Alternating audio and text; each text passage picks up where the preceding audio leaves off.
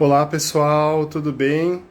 A gente vai começar agora o fechamento da semana da RV4. Vou esperar mais alguns segundos o pessoal entrar.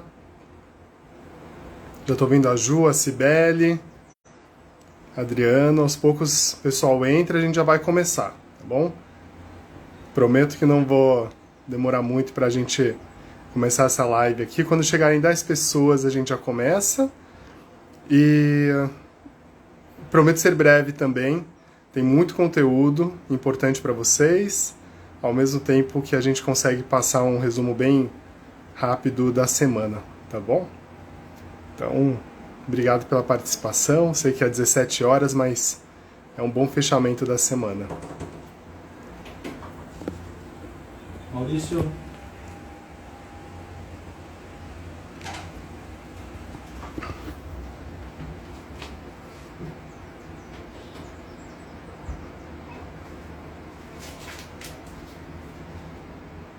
Estamos chegando perto já. Já vamos poder começar a nossa live.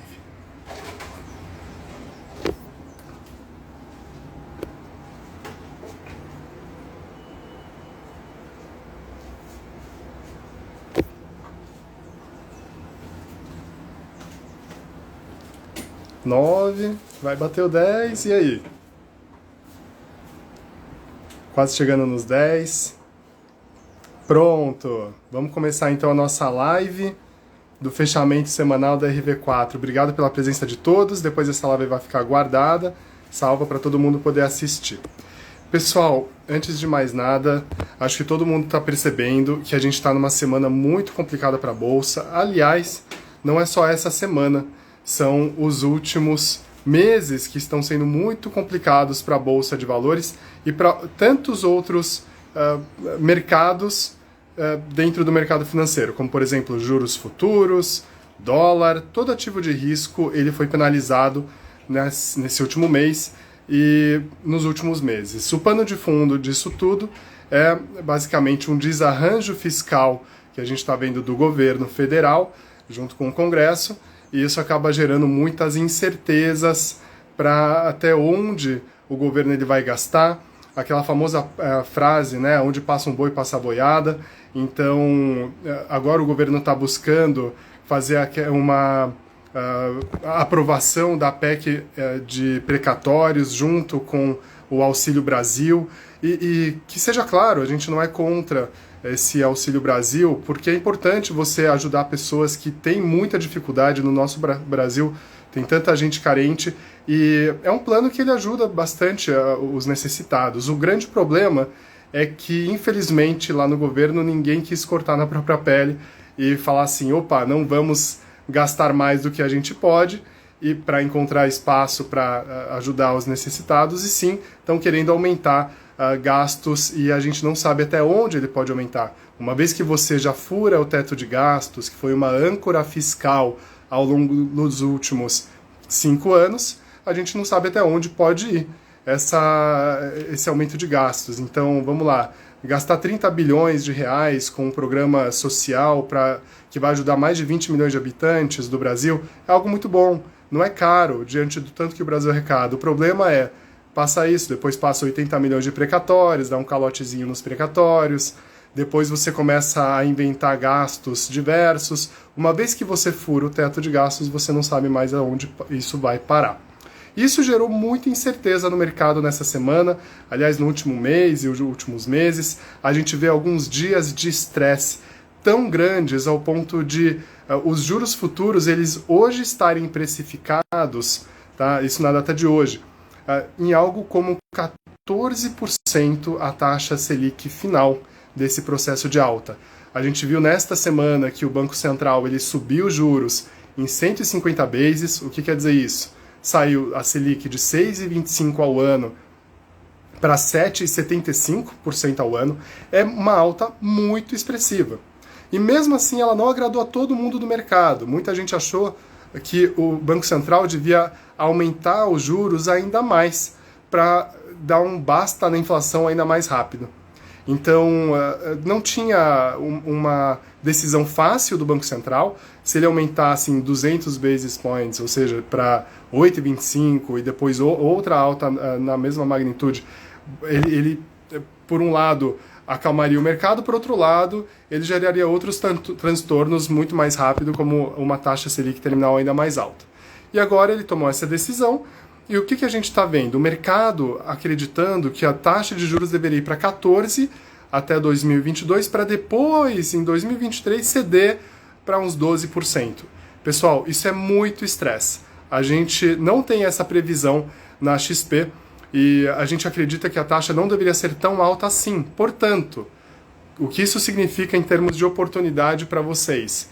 Uma vez que o mercado interpreta dessa forma, hoje as taxas de juros que você consegue pegar para CDBs, para papéis de renda fixa pré-fixados, elas são taxas muito mais altas. Então, se você pega e trava uma taxa pré-fixada para um período de 2, 3 anos, muito provavelmente você está pegando ela no máximo de estresse do mercado e vai ser beneficiado por isso.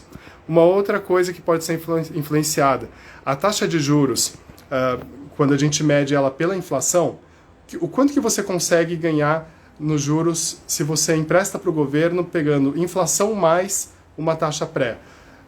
Alguns meses atrás você conseguia pegar IPCA mais 4, hoje você consegue pegar IPCA mais 5 e pouco. Ou seja, é muito mais alto do que a gente imaginaria para um Brasil como ele é hoje em dia.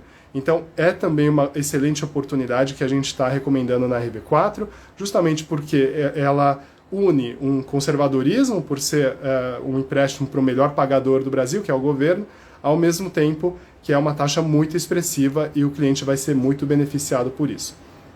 Pessoal, falar de Bolsa de Valores. Acabou o sonho? Quer dizer que a Bolsa agora sempre só vai cair, então com juros mais altos não vale mais a pena investir em bolsa. A gente tem uma visão de que faz sentido sim investir em bolsa com cautela, porém vai ter que aguentar um pouquinho de sufoco nesses próximos meses, ou talvez até o próximo ano. Mas se a gente olha para ela em termos de fundamento, muitas empresas na bolsa estão ganhando muito dinheiro. Tá? Por exemplo, a Petrobras agora, a gente está vendo uma bagunça aí de o governo falar que talvez a Petrobras está ganhando demais. Eu nunca vi um acionista de uma empresa reclamando que ela ganha demais. Né? Mas é isso que está acontecendo. Isso gera um transtorno grande no mercado, mas significa que os fundamentos da empresa estão indo muito bem. Né? Então, o que seria esperado de um acionista, né, como o governo? Poxa, a empresa está ganhando bem, vamos então juntar esse dinheiro que ela vai nos pagar de dividendos, como governo, e fazer um fundo separado para depois poder pagar, ajudar, por exemplo, a população a baixar o preço da gasolina, mas em termos de impostos, baixar impostos e não o quanto que a Petrobras ela deveria lucrar. Então você tem outros mecanismos. O problema é que a gente vive num país um pouquinho complicado e nem sempre a lógica mais lógica prevalece. Tá? Falar mais de alguns pontos aqui para vocês. Né? Já falamos do Copom, já falamos da Selic, que a gente acredita que ela vai para casa de 11, 11,5 ao longo do primeiro trimestre, segundo trimestre do ano que vem. A gente pode falar também um pouquinho dos Estados Unidos agora, onde a gente está vendo que o cenário de inflação está ficando cada vez mais perigoso, com altas mais resilientes da inflação, tanto por conta de produtos, escassez de produtos no mundo, né, a oferta diminuindo de produtos, isso faz com que os preços subam, quanto também pela questão de o custo de mão de obra está subindo nos Estados Unidos, então a inflação está se tornando mais persistente. O que a gente viu ao longo desse último mês? Tá? Esse é fechamento semanal, mas do mês também. A gente está vendo que a expectativa de juros futuros nos Estados Unidos está aumentando, ou seja, o Banco Central, em algum momento, vai ter que subir os juros, talvez mais rápido do que a gente previa antes. Isso pode trazer algum pequeno transtorno para a Bolsa Americana? Pode, porém, como as empresas lá estão lucrando muito bem, e agora nessa semana saiu justamente os números de Facebook, Google, Amazon, batendo expectativas, tendo lucros enormes, então isso faz com que a Bolsa Americana ela se valorize ainda mais. e bata nas máximas históricas. O Brasil está ficando para trás, infelizmente, mas a boa notícia é, não se desespere, não venda a bolsa na baixa, tá? Então vou repetir mais 2 vezes, não venda a bolsa na baixa e não venda a bolsa na baixa, porque as empresas estão indo bem, tá? Então um dia, não sei quando, mas o fundamento acaba prevalecendo, tá? Então, acho que falamos um pouquinho para vocês do que está se passando nessa semana e nesse mês. Espero ter esclarecido para vocês e que a gente possa ter um mês agora de novembro um pouco mais calmo. É muito provável que o máximo do estresse nos juros futuros esteja já precificado. Tá? A verdade é que muitos players do mercado já acham que está tudo muito caro, assim, em termos de expectativas negativas, então isso ajuda a gente a acreditar que estamos perto desse piso, né, do estresse, e vamos torcer então para que isso se reajuste logo e que o governo tome boas decisões também fiscais para que não que as pessoas no Brasil, no final das contas, não sejam prejudicadas. Afinal, se você tem uma desancoragem fiscal, você tem os juros mais elevados, uma inflação mais alta, um dólar mais alto, e um crescimento do país mais baixo, isso prejudica a todos os brasileiros, em todas as classes. Então, com certeza, ninguém quer isso. Tá bom? Então é isso, pessoal. Obrigado pela atenção de vocês. Espero que tenham um bom final de semana, bom feriado também na terça-feira. E a gente vai continuar aqui a trabalhar por vocês. Converse com seu assessor.